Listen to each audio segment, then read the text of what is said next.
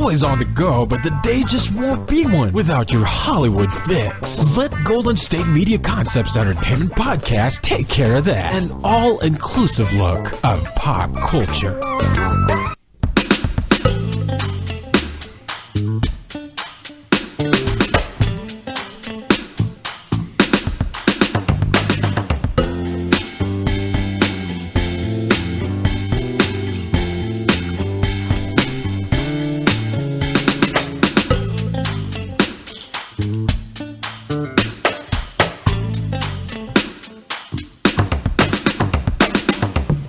Greetings, people of Earth and the known universe. You're listening to Golden State Media Concepts Entertainment Podcast. This is your Captain Keith. And I've got some entertainment news for you today. Oh, yeah. Jamie Foxx in the D-Slap Part 2. Chris Brown, Oops, I Did It Again. And Mira Sorvino, Gagged. To quote Mr. Hall, things to make you go, Yep. So, let's get to it. So, in entertainment news, Nicki Minaj gives college scholarships to 37 of her biggest fans. Yes, folks, Nicki Minaj has been many things. She is definitely a philanthropist. So, let's dig in. Some die-hard college-bound and student loan-strapped Nicki Minaj fans can breathe a little easier today after learning that their financial burdens will be taken care of by the rapper. On Friday, June 29th, the Chung Lee MC awarded her Student of the Game scholarship to 37 members of the Kingdom, her fan base formerly known as the Barbies, or the Barbs, B-A-R-B-Z, pledging to pay off either their college tuition or student loans. Minaj's charitable efforts began in May 2017 when she posted a few students' names with the total of their loans, school expenses, and summer classes she spontaneously paid off via Instagram. She announced in the caption she was launching her official charity for student loans / tuition payments very soon. I think that's very nice. That's really cool. She then started her Student of the Game scholarship, which informed its first round of winners last month and finalized the recipient pool Friday on Minaj's website. She informed her Twitter followers that winners are eligible to win the scholarship multiple times, but not in consecutive years. Several other winners expressed their unbridled gratitude on social media. And I think that's really cool. And let's read some of those thank yous. Looks like Miss Minaj is full of surprises. It's very cool.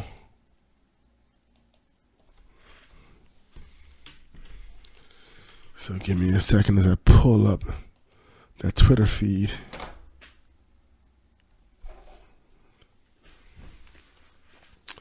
Let's see, here we go. Let's see. Nikki's Watermelon, at Nikki Watermelon. Thank you so much, Nikki. There's a emoji of someone crying and then two hands up in the prayer position. I can't even believe it. Emoji crying in the heart. I can finally take all my APs. At Nicki Minaj, Student of the Game. I've been in love with and holding down this woman since the 6th grade, only to have her later pay for my college tuition. God's plan. That's from Nicki Minaj on Twitter. Cesar at Cesar ZN. So blessed and grateful. I love you so much, Nikki. Thank you for everything and helping me with my education. I love you. And Nicki Minaj, hashtag Student of the Game.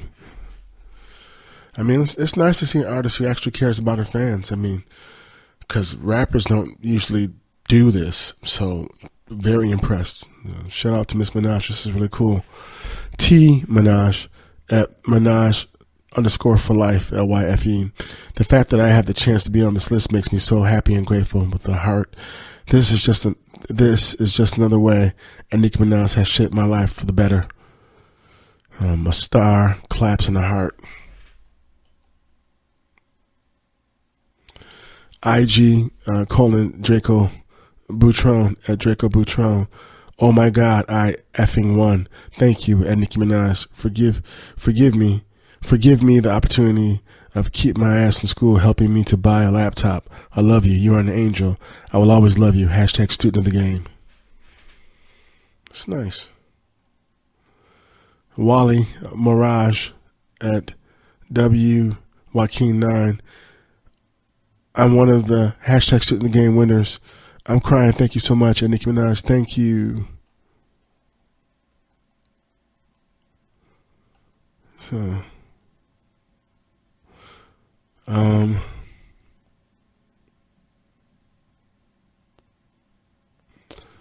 yeah, I mean, there's a lot of tweets here. It's really nice. I mean, those fans won't ever forget what she did for them. I mean, talk about taking appreciation of your fans to a whole new level. She did that, so yeah, that cannot be taken away from Miss Minaj. Props to her on that. It's really cool. So that was my pleasure reporting that story, actually. So, all right. And more entertainment news. BMI to cloak Janet Jackson with the Icon Award on August 30th. Evening celebrates the previous year's top R&B, hip-hop songwriters, producers, music publishers, and administrators on Thursday, August 30th in Atlanta, Georgia. So BMI is going to do that. Okay. Music publishing company. Janet Jackson to be honored BMI Icon 2018 BMI R&B/Hip-Hop Awards. Very cool. BMI stands for Broadcast Music Incorporated. The global leader in rights management is proud to announce that multi-platinum superstar Janet Jackson will be named a BMI Icon at the 2018 BMI R&B Hip-Hop Awards. The event will be held Thursday, August 30th at the Woodruff Arts Center Symphony Hall in Atlanta and will be hosted by BMI President and CEO Mike O'Neill and BMI Vice President Creative Atlanta Catherine Bruton. As one of the most influential entertainers of all time, Janet Jackson's artistry and music transcends generations and has inspired many with messages of empowerment that can be heard throughout her rich catalog of music, said Bruton. She is the definition of an icon, and I can't think of anyone more deserving of this honor. Janet Jackson joins an elite group of recipients who have received BMI's Icon Award for their unique and indelible influence on generations of music makers. Past recipients have included, wait for it,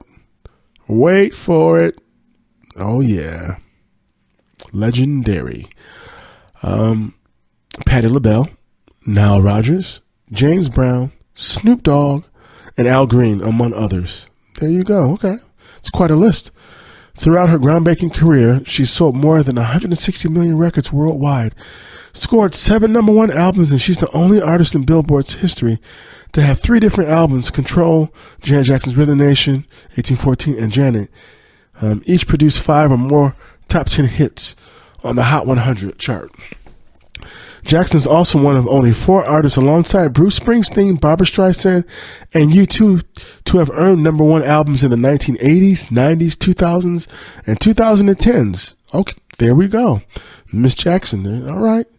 She has received 2 Emmy nominations, a Golden Globe, an Academy Award nomination, and garnered 6 Grammy Awards along with dozens of American Music Awards, MTV Video Music Awards, and Billboard Music Awards, including this year's Billboard Icon Award, which was her first televised performance in 9 years. With no signs of slowing down, Jackson has a series of upcoming summer performances that kick off July 8th in New Orleans at the Essence Music Festival and go through August 12th in San Francisco at the Outside Lands Music Festival.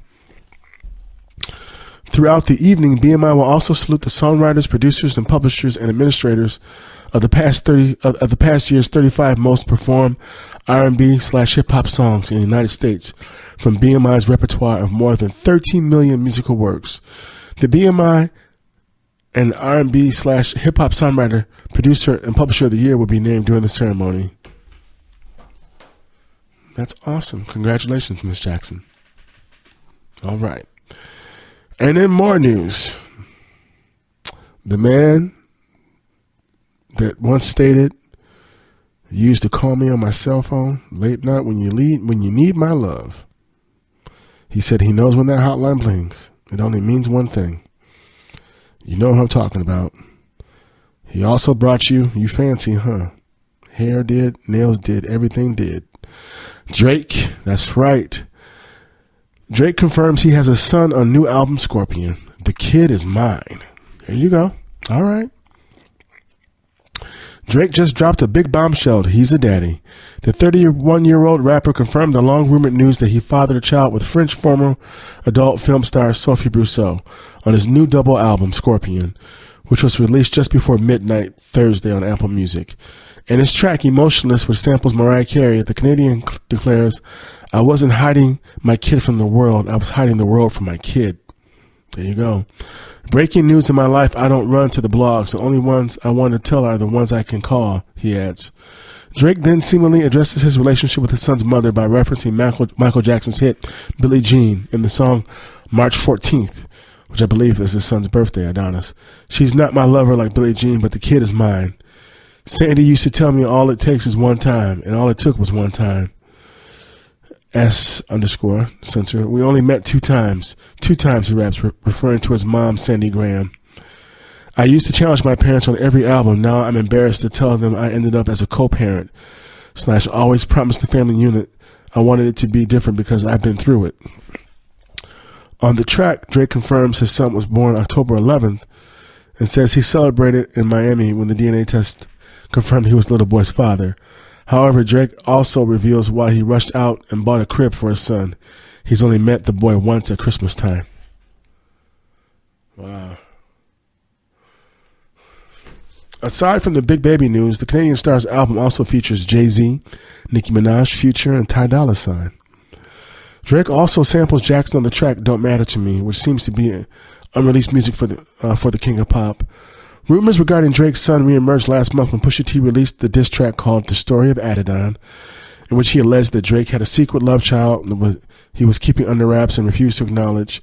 "You are hiding a child. Let that boy come home," Pusha raps on the track, claiming Drake is playing Border Patrol. While calling it in to discuss the track on The Breakfast Club, Pusha went on to explain the connection he made in the song between Drake's son and Adidas' press run.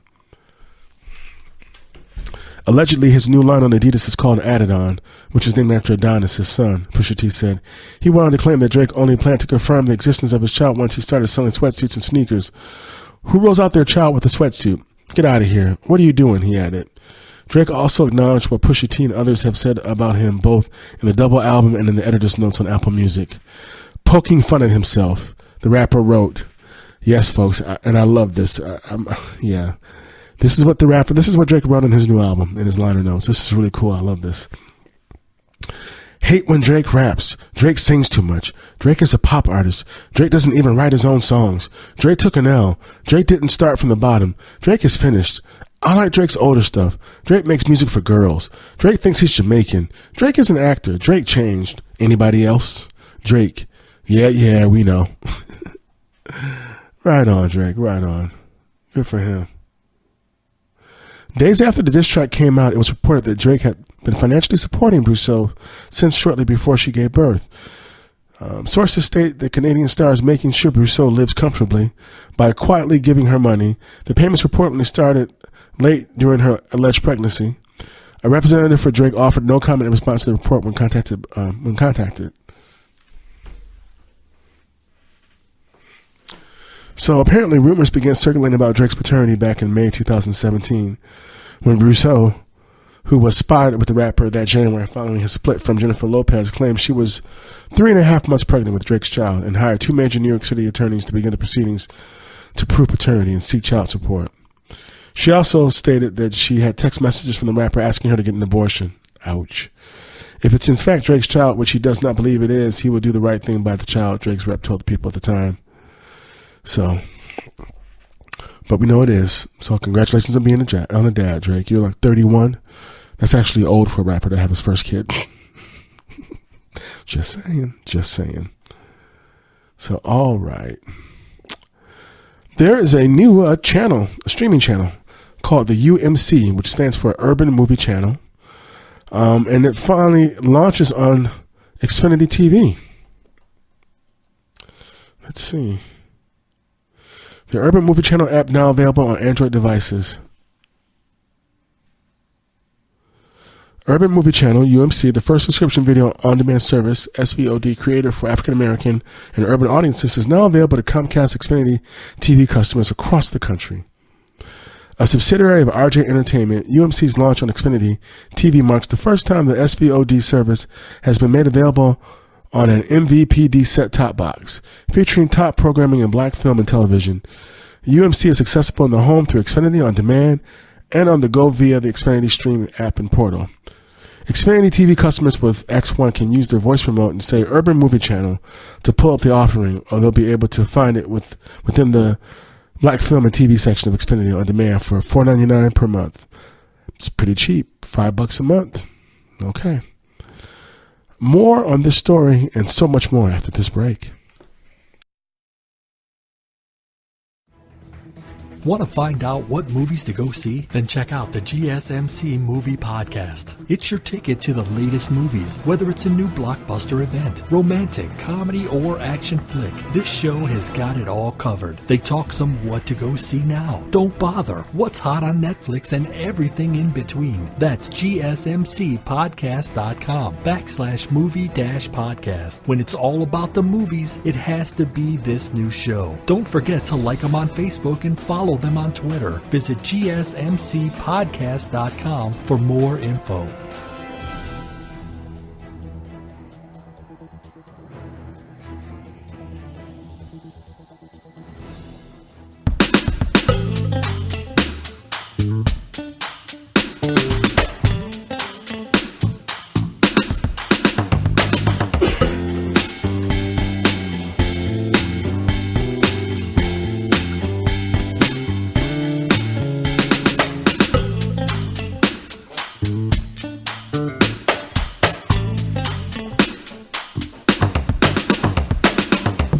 And we're back. Once again, you're listening to Golden State Media Concepts Entertainment Podcast. This is your Captain Keith. And we're talking about the UMC channel moving to Xfinity One. There's a quote. Comcast is committed to showcasing a breadth and depth of content that leans into unique stories of black identity and culture, said Keisha Boyd, Executive Director of Multicultural Products. Comcast Cable launching Urban Moving Channel on Xfinity TV expands our library of culturally curated and relevant offerings for our customers to enjoy.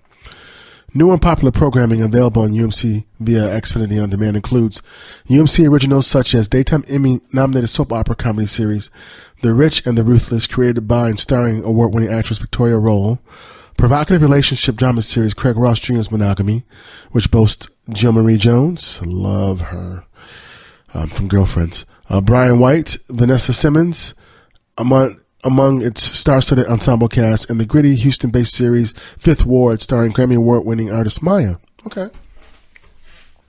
Popular feature films such as romantic comedy No Regrets, starring Brian White, Monica Calhoun, and Loretta Devine.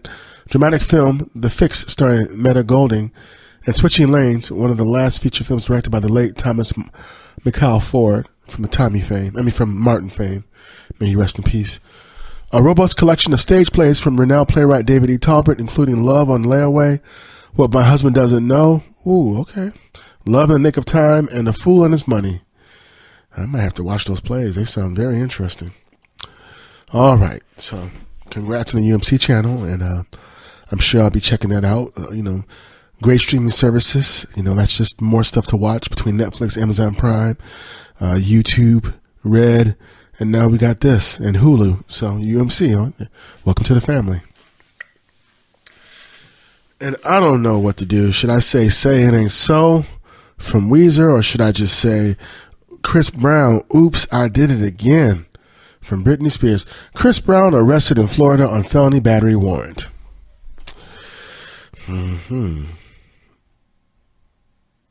Chris Brown was taken into custody Thursday night, just minutes after his concert in West Palm Beach.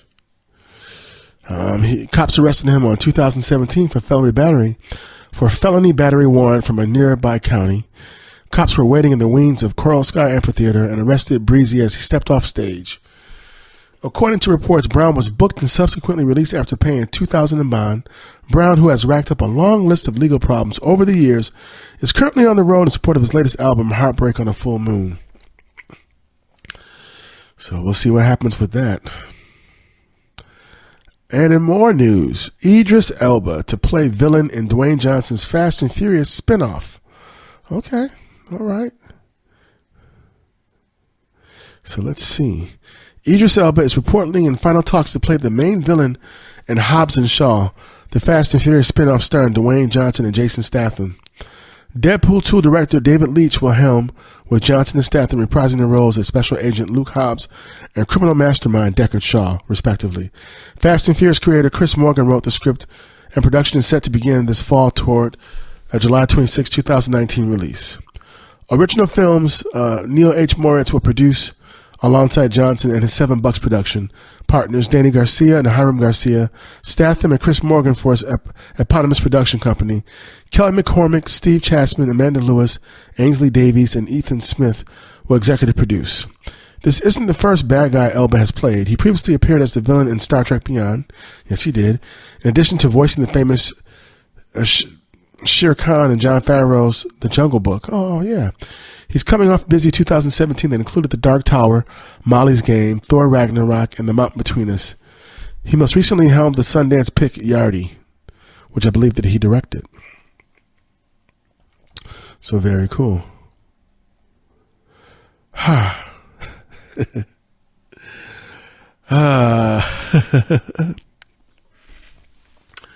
Jamie Foxx. D-Slap Part 2. Jamie Foxx cleared of alleged penis slapping. Jamie Foxx would not face charges over allegations that he slapped a woman with his penis in 2002 because the statute of limitations has long expired. Las Vegas police began investigating the allegations in early June when they were contacted by a woman who claimed she and a friend had been at the Oscar winner's Las Vegas house for a party. When he allegedly tried to get her to perform oral sex on him, when she refused, Fox smacked her in the face with his penis. I'm sorry, they're just days when I just can't believe what I'm reporting.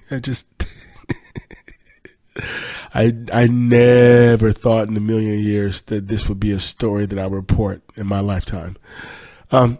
She told police that one of his friends then asked her to leave, and the emotional impact of the purported experience later led her to seek treatment at the Los Angeles hospital for severe panic attack. Fox emphatically denied the accusations via his attorney, Allison Hart, and now Las Vegas authorities have declined to pursue criminal charges because the deadline for the alleged incident to be reported expired in 2005.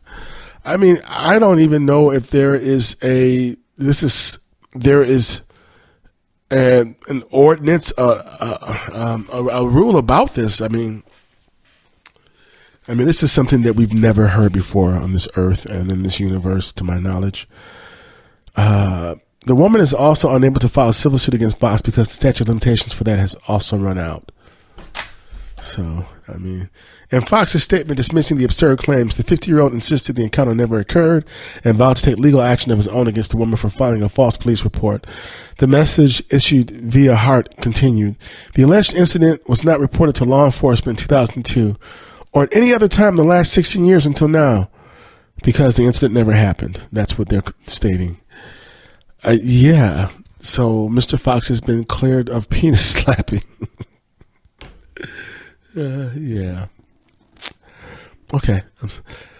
So that's the end of the Jamie Foxx D-Slap. It's been concluded. Drake's Scorpion debuts at #1 on Billboard 200 with record streaming week. It's the biggest first week for rap albums since Drake's own Views in 2016. Drake's 5th studio album, Scorpion, has debuted at #1 on the Billboard 200. Billboard reports the project, made up of 25 songs split into 2 sides, double album, has earned 732,000 equivalent album units, with 160,000 of that figure made up of traditional album sales. It has become Drake's 8th consecutive #1 album, meaning that each and every one of his retail full-length releases, including mixtape If You're Reading This It's Too Late and playlist More Life, have topped the chart. He joins Kanye West, Eminem, and the Beatles as one of 4 artists to earn 8 consecutive #1 albums. If you include What a Time to Believe, his 2015 collaborative project with Future, Drake has topped the Billboard 200 9 times in total. So let me rephrase that because I almost ran together. Drake has topped the Billboard 200, 9 times in total. Scorpion arrives at #1 on the strength of a record 1 billion total streams in a week. It's the largest sales week for an album thus far in 2018. It's also the largest sales week since Taylor Swift's Reputation earned 1.24 million units in its first week last December. On top of that, it's the biggest week for a rap or R&B album in over 2 years, following Drake's Own Views, it's a great album of course, which earned 1.04 million units in its first week in May 2016. The album also earned platinum certification on its first day of release, thanks to the success of pre-release singles God's Plan and Nice for What. Oh man, the tracks earned back-to-back #1 debuts earlier this year. A week after the album's release, Drake shared a new verse in Behind Bars. Okay, but we're not going to go into that. Congratulations, Drake. Wow. And that's the double album. That's not just one record, that's two. All right, we see you. And then Beyonce Jay-Z news. The Louvre in Paris now offering tour based on Jay-Z and Beyonce's Ape Crap video. That's a censor, of course. The Louvre Museum, I might be butchering it, forgive me, good people of France, and Haiti and all other French-speaking countries, if I'm butchering this, forgive me. The Louvre Museum in Paris is looking to cash in on its role in Beyonce and Jay-Z's Ape Crap video by offering visitors a new guided tour based on the song's 6-minute visual. After I saw this article, I did watch the video. It was pretty cool. The whole thing's like in the museum. It's pretty cool. The 90-minute tour showcased the 17 pieces of art featured in the video for the Everything Is Love single, which saw the Carters take over the famed museum. Currently held 4 times a week on Wednesdays, Thursdays, Saturdays, and Sundays. The tour begins with the winged victory of Samoa Thray sculpture and includes the Venus de Milo and numerous works by Jacques-Louis David, before ending with Marie-Guillemine Benoit's portrait of a black woman. Fans can still take in the Carters' trek on 9 guided tour days with a step-by-step trail map connecting the 17 works. So that's pretty cool. Donald Glover's record label asked court to decide royalty dispute. Yes, folks, Donald Glover, a.k.a. Childish Gambino, from This Is America fame and Redbone fame and Atlanta fame. Yes. And Community fame. There you go. Last Note Records is asking a New York court to determine whether Donald Glover, whose stage name is Childish Gambino, has a claim to royalties. He says he should be paid to him for non-interactive streams of his music. Glover, as Gambino, has released 3 albums and a series of mixtapes since signing with Glass Note in 2011, including his latest release, Grammy-winning Awaken My Love.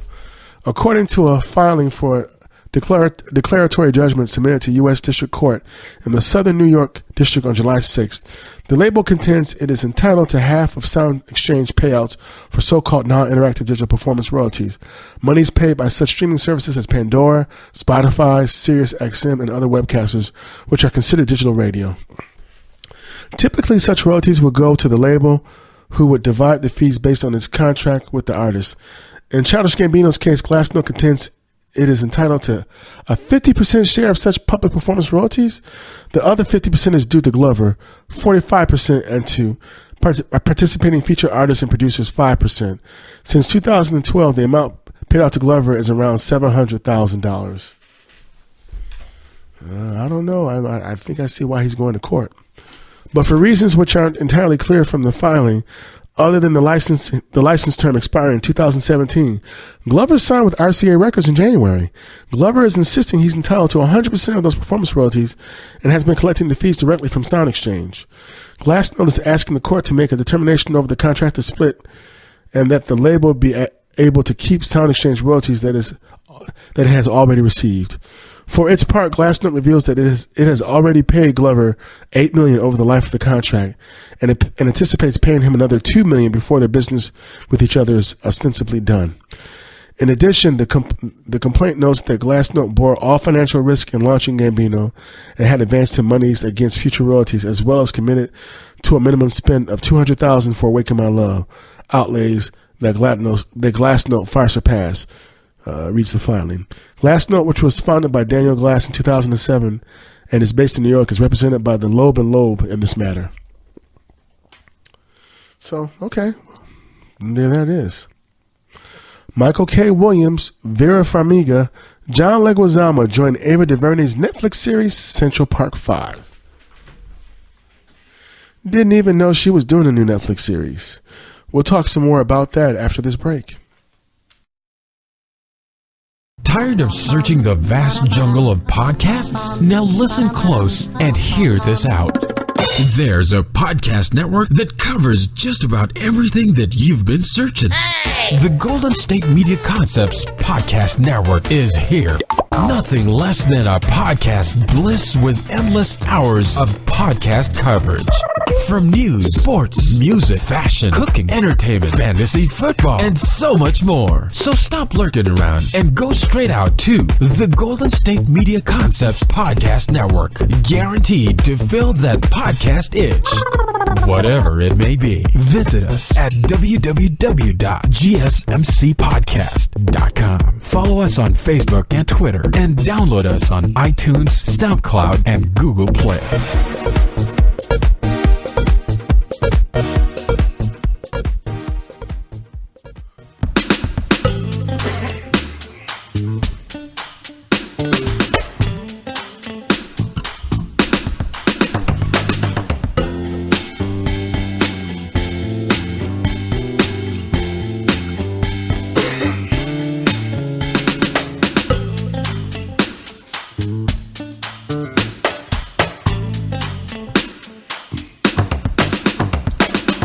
And we're back once again. You're listening to Golden State Media Concepts Entertainment Podcast. This is your Captain Keith, and we're talking about Ava DuVernay new Netflix series, Central Park 5.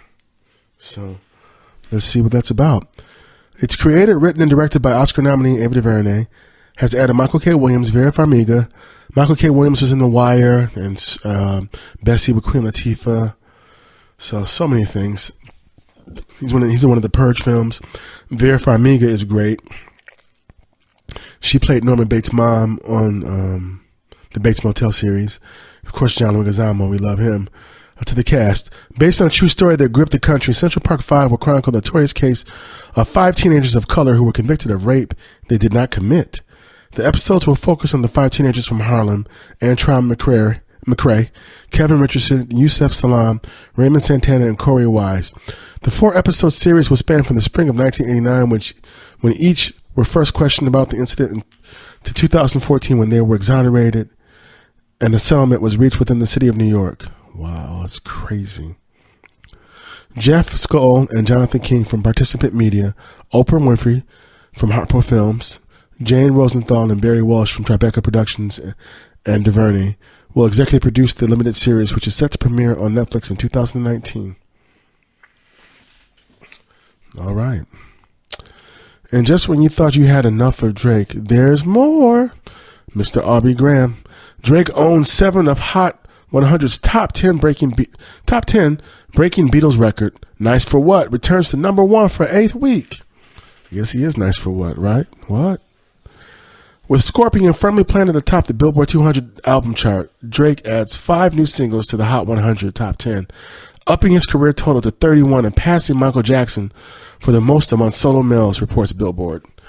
Ironically, one of those 5 new top 10 singles, Don't Matter to Me, features Jackson. Yeah, that's right, it sure does. Who earns his 30th top 10. Meanwhile, Drake's album track, Nice for What, returns to the number 1 spot this week from number 6. This makes 8 total weeks at number 1 for the single. That's 2 months, y'all. 2 months. Drake also sets a Hot 100 record of sending 7 songs to the top 10 simultaneously, beating the Beatles record of 5 that had stood once in 1964. The Beatles remain the only act to monopolize the Hot 100's entire top 5 in a week. Yeah, I believe that. They're a classic rock and roll group, so yeah, they're one of the greatest to ever do it. Beyond the top 10, Drake charts 27 songs overall on July 14th, dated Hot 100, breaking his own record for the most simultaneously charted titles. All 25 tracks from Scorpion, released on Young Money / Cash Money / Republic Records, appear on the chart. So, and below are, so let me read to you 7 of Drake's songs that are in the top 10. 5 of which reached the region for the first time.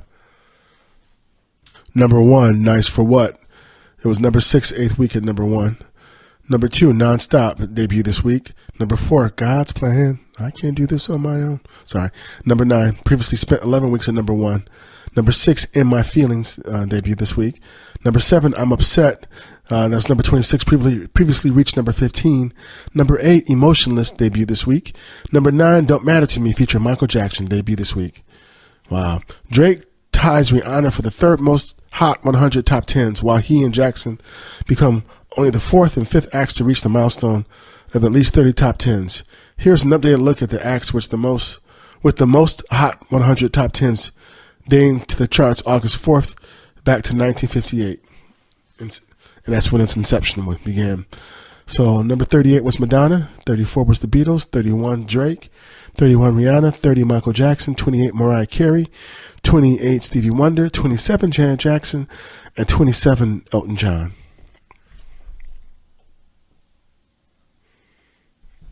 So that's amazing. And then it says, via Billboard, below are more chart highlights related to Scorpion. Let's see.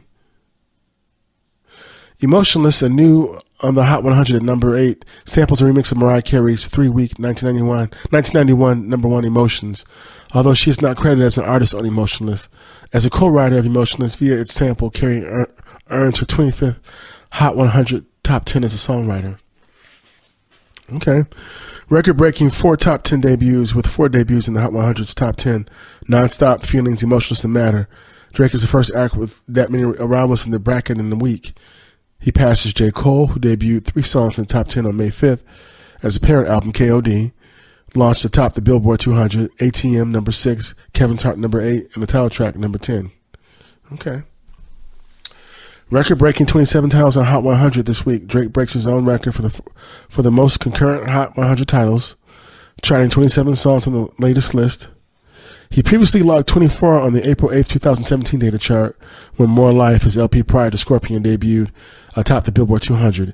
He also charted 21 titles on the April 15, 2017 dated Hot 100 and became the first artist to log 20 songs simultaneously on the May 21st, 2016 dated Hot 100 when his album Views opened atop the Billboard 200. That's right. You used to call me on my cell phone. There you go. Beyond Drake's 4 weeks of at least 20 concurrent Hot 100 entries, Post Malone and The Weeknd have each charted as many as 18 in a week. The former notched that's some on May 12th when his alum beer bongs and Bentleys began atop the Billboard 200, while The Weeknd reached that total on December 17th, 2016, concurrent with the number 1 Billboard 200 of his set, Starboy. Drake also best Post Malone for the most simultaneous top 20 Hot 100 hits, 12, passing the former's 9 on May 12th, and the most simultaneous top 40 Hot 100 hits, 21, surpassing the former's 14, also on May 12th. 186 career charted Hot 100 titles with 22 debuts on the July 14th dated Hot 100. Drake ups his career count to 186 appearances, dating to his debut with Best I Ever Had in 2009. Only the Glee cast has tallied more titles, 207. Lil Wayne ranks 3rd with 138. Nice at number 1 on the Hot 100. Nice for What returns for an 8th week. We already spoke about that. Let's see. On the Hot 100 field, most heavily by 63% gain to 41.9 million U.S. streams in the week ending July 5th, holiday weekend, according to Nielsen Music, as it's bullets at number 10 on the streaming songs chart. It ranks at number 5 on the radio songs chart with 92.3 million audience impressions, down 1% in the week ending July 8th. It seems like for someone who allegedly lost a rap battle against Pusha T, he has rebounded quite nicely. Quite nicely. So it's amazing. This is cool. Good for Drake. All right. And in more entertainment news, George Clooney, folks, accident. He was thrown into the air while riding his bike, his motorbike. He collided head-on with the car. This was in Italy. Let's see. The 57-year-old actor was involved in a traffic collision while riding his scooter near Olbia, Italy. Surveillance video from a nearby camera obtained by Italian newspaper Corriere della Sera shows just how serious the accident was, with Clooney being thrown high into the air due to the impact. That's crazy. In the video, a motorbike ahead of Clooney is actually able to narrowly dodge the black car when the vehicle suddenly stops in front of it. But the actor isn't so lucky and smashes straight into the car.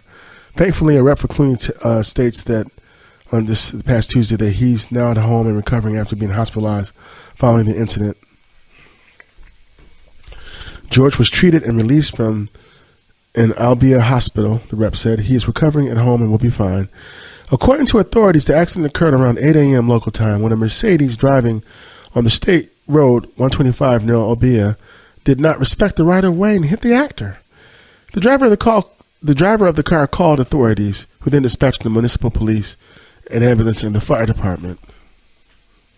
Somebody's in trouble. The source states that Clooney was going about 60 miles per hour when the Mercedes hit him, and that he was thrown about 20 feet in the air. Clooney's helmet hit the windshield and broke due to the force of the impact. Good thing he was wearing his helmet. It's also stated that the father, too, was on his way to the set of the Hulu miniseries Catch-22 at the time of the traffic collision. Source adds that production of the show in Sardinia will continue as planned.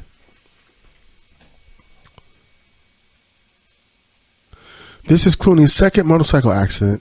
In September 2007, Clooney fractured a rib when he and then girlfriend Sarah Larson got into an accident in New Jersey. Larson suffered a broken foot. So we are glad that you're okay, Mr. Clooney. And it's official. Cardi B is officially a mom. The 24-year-old rapper announced the birth of her baby girl on Instagram, whom she and husband Offset decided to name Culture Kiari Cephas. This marks the first child for Cardi and Offset. Offset also has 3 children from previous relationships, sons Jordan and Cody, and daughter Kayla Marie. Cardi announced she gave birth with a stunning photo of herself while she was still pregnant. Cardi's rep also confirmed the news. As for the unique name, it's interesting to note that Offset's rap group Migos has a 2017 album named Culture, which was both a critical and commercial hit. Cardi announced that she was pregnant in April when she debuted her baby bump during the performance on Saturday Night Live. Later, she tweeted, "I started winning when the whole world was doubting on me. Think I'm going to lose with my little baby counting on me?" Meanwhile, the 26-year-old Offset wrote, "Cardi and I look forward to our next chapter together." Later that month, Cardi addressed fans who questioned whether she would be able to balance both her personal and professional life. I'm a grown woman. I'm 25 years ago. I'm a schmillionaire. I'm prepared for this," she declared during her appearance on iHeartMedia's Power 105.1, The Breakfast Club, but also admitting the pregnancy wasn't planned. It just really bothers me and it disgusts me. It's like, why can't I have both? Why do I have to choose between a career and a baby? I want both. Okay. So on June 25th, Cardi confirmed the bombshell that she and Offset had actually been secretly married since last September. And the marriage certificate has been obtained by Entertainment Tonight, apparently, which states they got married September 20th, 2017 in Atlanta, Georgia. The certificate lists their legal names: Belkelis Marlinus Almanzar and Kiari Kendrell Cephas. "There are so many moments that I share with the world, and there are moments that I want to keep for myself," Cardi tweeted.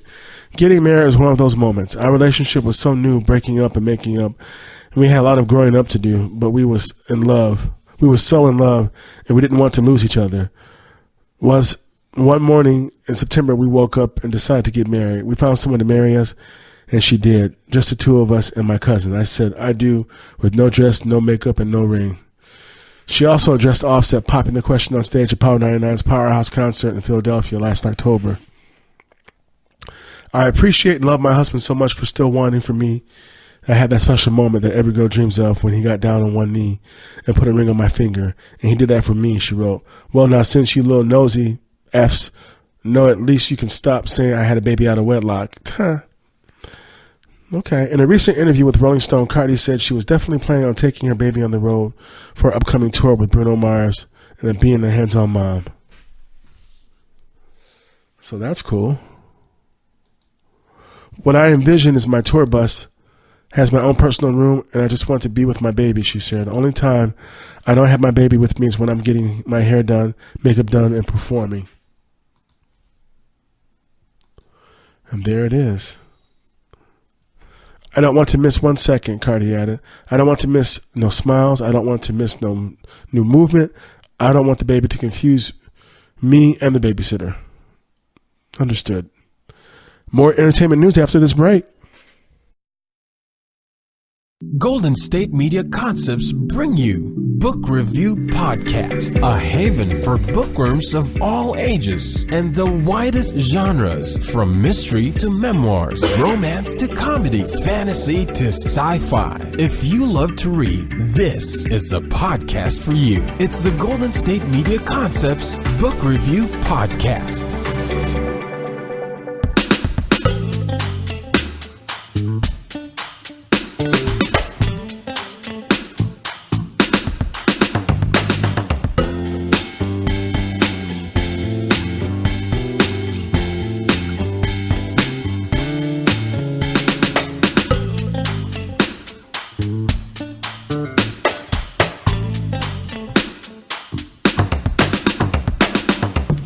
And we are back. Once again, you're listening to Golden State Media Concepts Entertainment Podcast. This is your Captain Keith.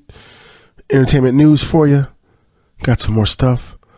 Kylie Jenner covers Forbes' richest self-made women issue. Yes. She's on the cover of Forbes magazine. Says 900 million cosmetics queen Kylie Jenner. At 21, she's said to be the youngest ever self-made billionaire. Welcome to the era of extreme fame leverage. Says America's women billionaires. From a trucking titan to the immigrant taking on Elon Musk in space, our annual ranking of the 60 richest self-made women. Interesting. Okay. Kylie Jenner is sitting on an empire. Since founding Kylie Cosmetics in February 2016, her company, of which she owns 100%, has earned more than $630 million in revenue. At 20, she has managed to leverage her social media following, 110 million followers on Instagram, to build a 900 million fortune. Now she is gracing the cover of Forbes' Richest Self-Made Women issue, landing at number 27. Amazingly, it's the first time she's been included in the list since it was first published in 2014. The most successful women entrepreneurs in the country are increasingly taking advantage of technology, including social media, to help them launch and grow businesses, editor Louisa Kroll says. That's one reason why we've seen a notable influx of Instagram-savvy moguls like 20-year-old Kylie Jenner in the ranks of America's richest self-made women today. Today, Jenner's company is worth $800 million. Social media is an amazing platform. The E-Star, who boasts 25.6 million Twitter followers, explains, I have such easy access to my fans and my customers. Wow. Before launching her makeup line, which has moved beyond lip kits since its initial launch, I struggled for a minute with finding something to do on my own, Jenner says, but she's always been drawn to the allure of cosmetics. Ever since I was in 6th grade, I would wear purple eyeshadow, the makeup mogul tells Forbes. I turned to makeup to help me feel more confident. Jenner envisions she would be working on Kylie Cosmetics forever, but she would maybe consider one day handing over the business to her daughter, Stormy Webster, if she's into it, quote, unquote. The combined net worth of this year's group is $71 billion. Wow. 15% more than last year's. The minimum net worth needed to make this year's list is $320 million, up from $260 million last year. Drop-offs include Dottie Herman, Patricia Miller, and Diane von Furstenberg. Jenner, who also makes money from endorsements, is the youngest woman to be featured.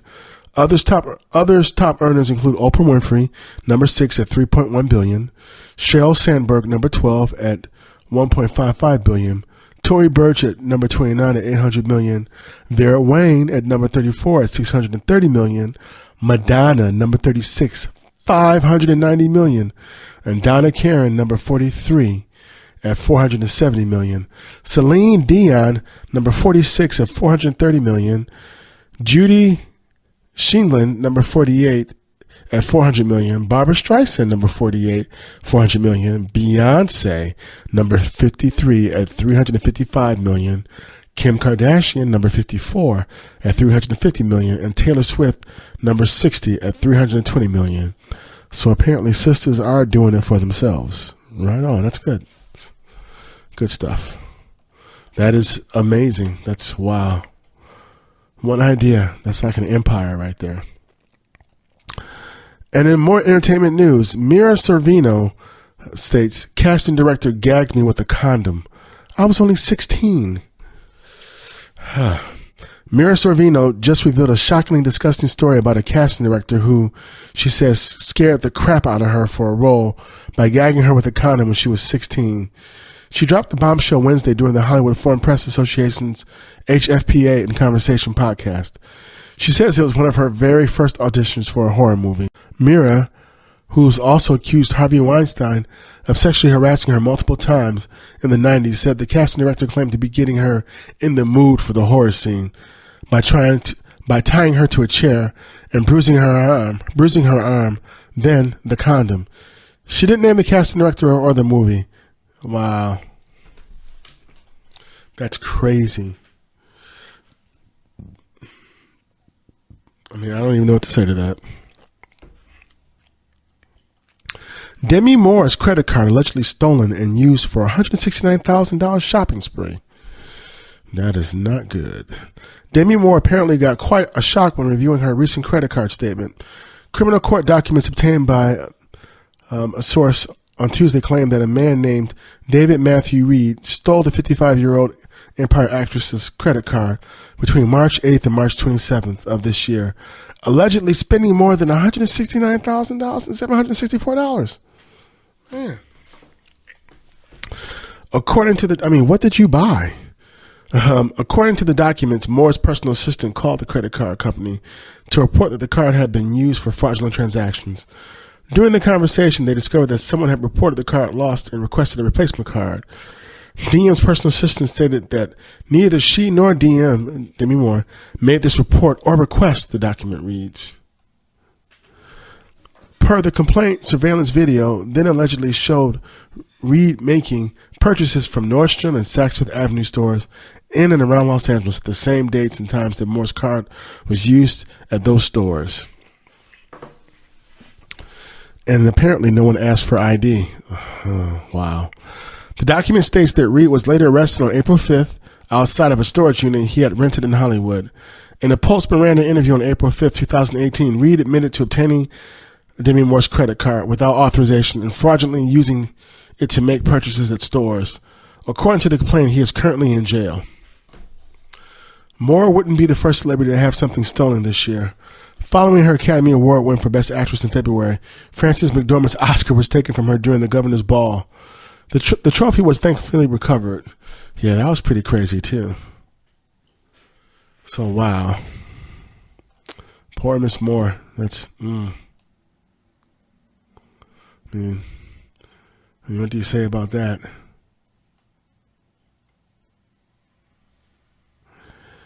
It's been an interesting day in entertainment news. It really has.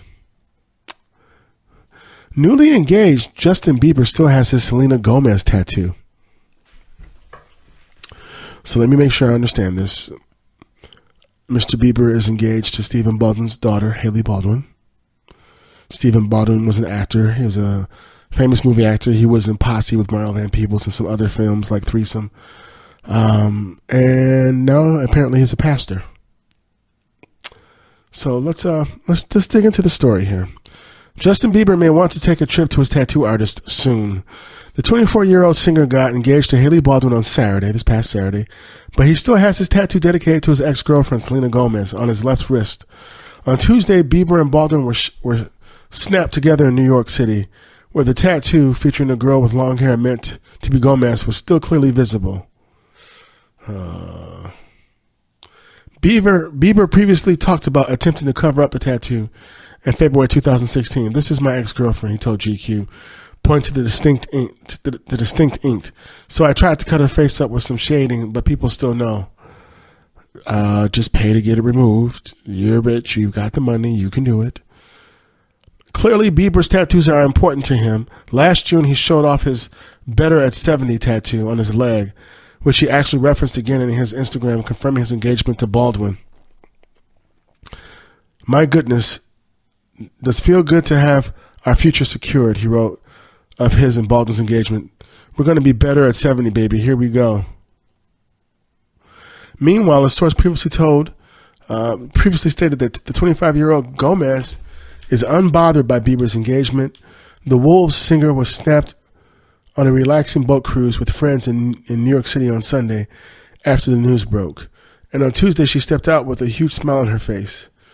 Bieber and Gomez rekindled their romance late last year, but cooled off again in March. Before his engagement, he and Selena had been dating on and off since 2010. Even Baldwin appeared to be previously be a fan of their longtime romance, and now awkward resurfaced tweets that she's since deleted. Okay. She does not care at all, the source says, of Gomez's reaction to Bieber's engagement. What Bieber and Baldwin do with their lives does not impact her. Selena is in such a great place and is surrounding herself with good, positive people. And Justin and Haley's happiness doesn't take away from their own happiness. Things just roll off her back now, the source said. The source added, she has a much better perspective on life now that she's moved herself from the Hollywood bubble. Okay. All right, Miss Gomez. Could always do you, so I understand.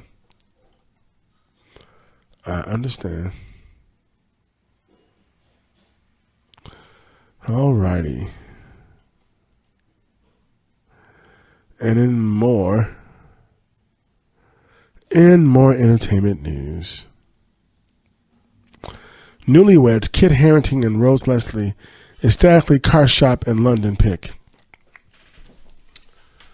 Kit Harington and Rose Leslie definitely have that newlywed glow. The couple who recently tied the knot at Leslie's family's castle in Aberdeenshire, Scotland, were spotted car shopping in London on Wednesday, looking more in love than ever. Leslie laughed as she put her arm around Harington. The two clearly in great spirits. Later, they held hands in the parking lot. And for those of you who don't know, Kit Harington is Jon Snow from Game of Thrones. Both of these two met on Game of Thrones. So Harington and Leslie, both 31, met on the set of Game of Thrones and got engaged last September after 5 years of dating. Fellow Game of Thrones stars Sophie Turner, Peter Dinklage, Emilia Clarke, and more were in attendance at the dazzling wedding late last month. Leslie memorably stunned in a gorgeous 20,000 Eli Saab wedding dress and sported a perfect flower crown. Harington last July talked about finding real-life love with Leslie on set of their HBO hit, although her character, Ygritte, was killed off the show in season 6. I think that's the really special thing about it, is that we met on the show, and here we are 7 years down the line back here promoting season 7, he said at the time. I mean, it's mad. It's such a special thing. I'm so privileged. Well, congratulations, Jon Snow. And if you folks have not watched Game of Thrones, you need to. It's a great show. He's one of my favorite. He's my favorite character. Kit Harington as Jon Snow and Peter Dinklage as Tyrion Lannister.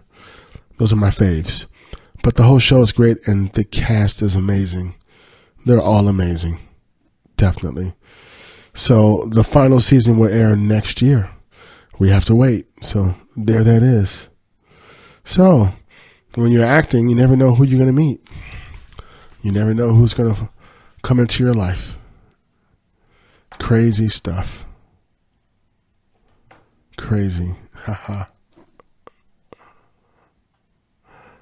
And let's see, any more entertainment news for you. Boom, boom, boom, boom, boom, boom, boom, boom, boom. Kourtney Kardashian reunites with Khloe for taco night following Italian vacation. It's a Kourtney and Khloe Kardashian reunion. Following her ever-long Italian vacation, the 39-year-old mother of 3 reunited with her sister to have a family taco Tuesday night. Kourtney took to Instagram story to share a pic of their kitchen, which was filled with all the taco night necessities. Khloe, 34, also posted a couple of videos on her page from the dinner date, which included her hugging Mason, her son. "Hi, Mace. What do you like most about Taco Tuesday?" Khloe asked Kourtney's eldest in the first clip. Mace is Khloe's nephew. Nothing. Playing Fortnite, he replies. In another video, Khloe continues to hold Mason while she and Kourtney dance around in the kitchen.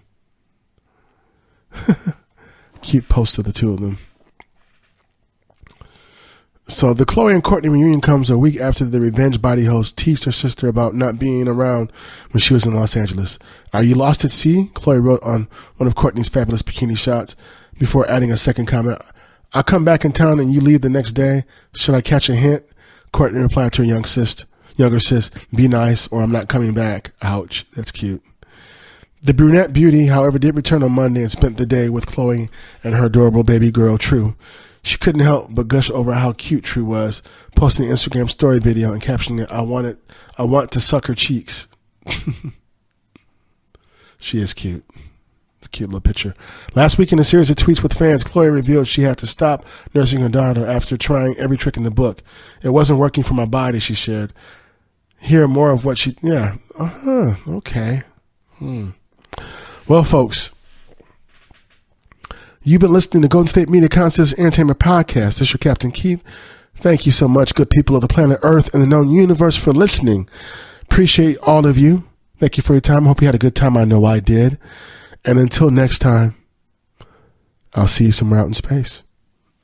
You've been listening to the Golden State Media Concepts Entertainment Podcast, part of the Golden State Media Concepts Podcast Network. You can find this show and others like it at www.gsmcpodcast.com. Download our podcast on iTunes, Stitcher, SoundCloud, and Google Play. Just type in GSMC to find all the shows from the Golden State Media Concepts Podcast Network. From movies to music, from sports to entertainment, and even weird news. You can also follow us on Twitter and on Facebook. Thank you, and we hope you have enjoyed today's program.